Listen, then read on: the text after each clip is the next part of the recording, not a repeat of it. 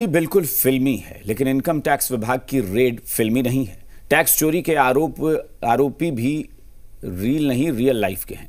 Income tax विभाग की जांच में खुलासा हुआ है कि अभिनेत्री तापसी पन्नू और फिल्म निर्देशक अनुराग कश्यप समेत कई लोगों के खिलाफ जो रेड हुई उसमें 350 करोड़ की टैक्स चोरी की जानकारी सामने आई है। 350 करोड़ कोई मामूली रकम नहीं है।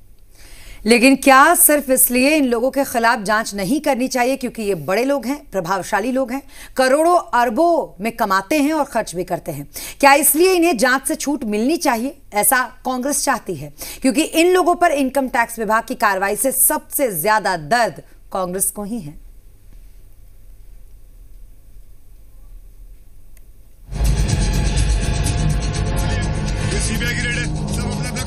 चलिए काम बंद करिए चलिए। सीबीआई की रेड है, बंद करो इसको, काम बंद करिए, फाइल बंद कीजिए सब, हटो यहाँ से, उठो खड़े जाओ, काम बंद करो।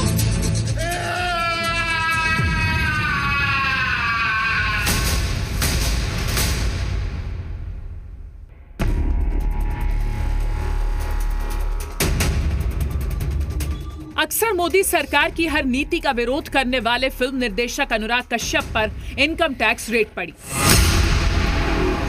मैं जिसके घर सुबह सुबह पहुंचा हूं, कुछ न कुछ निकाल कर ही लाया। अभिनेत्री Taapsee Pannu, director Vikramaditya Motwane, film producer Madhu Mantena के खिलाफ टैक्स चोरी के केस में आयकर विभाग का छापा पड़ा और इस सब का असर राजनीति के बॉक्स ऑफिस पर हुआ। सरकार ये स्पष्ट संकेत देती है कि जो हमारे साथ है वो मौज करें और जो हमारे साथ नहीं है, जो हमारे खिलाफत करते हैं, वो हर परिणाम को भुगतने के लिए तैयार हो जाएं। पर वो इंस्टीट्यूशंस जिनके ज़रिए से किसी को भी परेशान किया जा सकता है, वो एक तरह से टूल किट बन गए हैं। ईडी, इनकम टैक्स, सीबीआई जैसी एजेंसियां अब ये सरकार की एजेंसियां नहीं, ये भारतीय जनता पार्टी की एजेंसियां हैं। अनुराग कश्यप, तापसी पन्नू और बाकी जितने भी लोगों के खिलाफ इनकम टैक्स विभाग की कार्रवाई हो रही है, उनके बचाव में एक ही बात कही जा रही है कि इस कार्रवाई के पीछे राजनीति है। लेकिन सच्चाई क्या है, इसके लिए आपको जानना चाहिए कि अनुराग कश्यप, तापसी पन्नू समेत बाकी लोग फिल्म प्रोडक्शन कंपनी फैंटम से जुड़े हुए हैं, जो कि टैक्स चोरी के गंभीर आरोपों से घिरे हुई है। तो सबसे पहले जानिए कि आयकर विभाग के घेरे में कौन कौन से नाम हैं। पहला नाम है निर्माता निर्देशक अनुराग कश्यप का।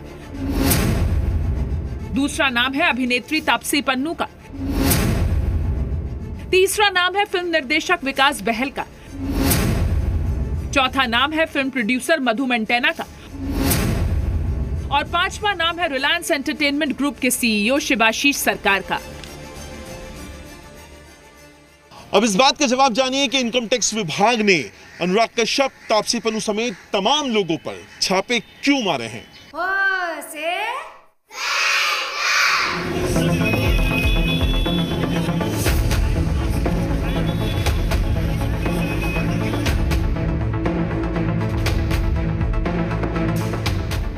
Film production company Phantom films 2011 में बनाई गई थी। इस कंपनी के 4 मालिक थे: अनुराग कश्यप, विकास बहल, विक्रमादित्य मोटवानी और मधु मेंटेना। इस कंपनी ने 16 फिल्में बनाई, जिनमें बॉम्बे वेलवेट और शानदार सुपर फ्लॉप रही, जबकि मनमर्जिया ने एवरेज बिजनेस किया। 2015 में रिलायंस एंटरटेनमेंट ने फिल्म कंपनी फैंटम के 50% शेयर खरीदे और ये कंपनी 2018 में बंद कर दी गई। सूत्रों के मुताबिक अनुराग कश्यप ने 16 करोड़ का एक घर खरीदा और लेन देन के लिए बंद हो चुकी कंपनी फैंटम फिल्म्स के अकाउंट्स का इस्तेमाल किया।